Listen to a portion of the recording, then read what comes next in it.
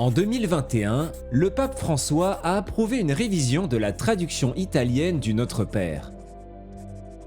Et il avait une raison très intéressante pour cela, liée aux 2 dernières demandes de cette prière que Jésus nous a enseignées. Les 3 premières demandes concernent le nom, le royaume et la volonté de Dieu.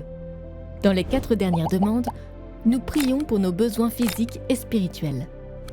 Les 2 dernières demandes sont donc « Ne nous soumets pas à la tentation et délivre-nous du mal ». Exactement. Et le pape François voulait s'assurer que nous comprenions bien ce que Jésus nous enseigne dans ses demandes. Il a approuvé une révision de la phrase « Ne nous soumets pas à la tentation », la remplaçant par « Ne nous laisse pas entrer en tentation ». Son objectif était de clarifier que Dieu ne soumet pas les gens à la tentation. C'est Satan, le malin, qui nous soumet à cette tentation. Le pape n'a pas réellement imposé une nouvelle traduction du Notre Père au monde entier. Il s'agissait plutôt d'un commentaire soulignant le fait que certaines traductions ne rendent pas pleinement le sens du texte. C'est logique. Mais si Jésus a été tenté dans le désert et qu'il est dit que le Saint-Esprit l'a conduit dans le désert où il a été tenté, alors Dieu n'a-t-il pas conduit Jésus dans la tentation ? Le Saint-Esprit a conduit Jésus dans le désert pour prier, être proche de Dieu et faire l'expérience des épreuves. Le catéchisme souligne ce point en expliquant au paragraphe 2847 « L'Esprit Saint nous fait discerner entre l'épreuve, nécessaire à la croissance de l'homme intérieur en vue d'une vertu éprouvée, et la tentation qui conduit au péché et à la mort. Nous devons aussi discerner entre être tenté et consentir à la tentation. » C'est ce qui est vraiment important dans ces requêtes. Dieu, en tant que Père aimant, ne nous conduit pas dans la tentation. Il veut nous protéger de la tentation, mais pas seulement cela. Il veut aussi que nous apprenions à faire face à la tentation comme Jésus le fait. Oui, et cela est logique, car nous sommes tous confrontés à des épreuves dans notre vie, qui sont autant d'occasions de grandir dans l'obéissance et la confiance en Dieu. Mais nous ne devons pas confondre ces épreuves avec des tentations, ni avec notre propre décision de nous mettre dans des situations où nous pourrions être tentés. Il est important ici de bien comprendre le sens du mot tentation.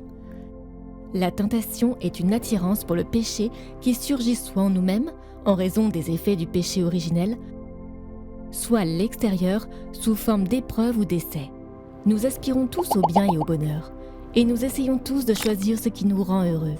Mais nous sommes également tentés d'abuser de notre liberté et de choisir le péché, pensant qu'il nous apportera le bonheur. Et le diable nous tente en essayant de nous convaincre que choisir le péché nous apportera le bonheur. Le catéchisme explique qu'en demandant à Dieu de nous aider à éviter la tentation et à être délivrés du mal, nous nous rappelons notre besoin de discernement. Nous devons discerner entre les choses qui semblent bonnes et la véritable bonté si nous voulons vaincre la tentation. Il est donc logique que le catéchisme qualifie la tentation de combat pour la sainteté. Elle exige un discernement dans la prière et la grâce de Dieu et implique une décision du cœur. Jésus nous enseigne que la tentation est une réalité que nous allons rencontrer dans un monde tombé dans le péché. Nous avons donc besoin d'aide pour discerner quand Dieu nous conduit dans une épreuve et quand nous consentons simplement à une tentation. Nous prions la dernière demande, « Délivre-nous du mal », que Jésus a spécifiquement demandé dans sa prière. Nous prions ensemble en tant que famille de Dieu, l'Église, afin d'être complètement délivrés du mal.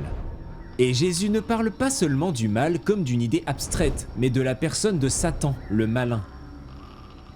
Satan est un menteur et le père du mensonge. Et dès lors que nous cédons à la tentation à travers ces mensonges, nous en voyons les conséquences. Destruction, trahison, voire meurtre. C'est à travers les mensonges de Satan que le péché et la mort sont entrés dans le monde.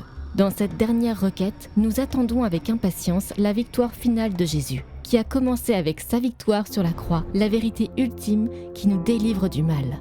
Jésus a remporté la victoire et nous a délivrés du malin par sa passion, sa mort et sa résurrection. C'est pourquoi nous prions dans l'Esprit et avec l'Église « Viens, Seigneur Jésus, car sa venue nous délivrera du malin. » Car même si nous sommes confrontés à des épreuves, des tentations, le péché et la mort, voire le malin lui-même, nous ne sommes pas seuls pour y faire face. Jésus nous a enseigné dans le Notre Père à demander à notre Père la grâce et la force dont nous avons besoin pour nous joindre à lui dans sa victoire sur la tentation, le péché et le mal. Car nous combattons la tentation, le péché et le mal avec Jésus par la prière.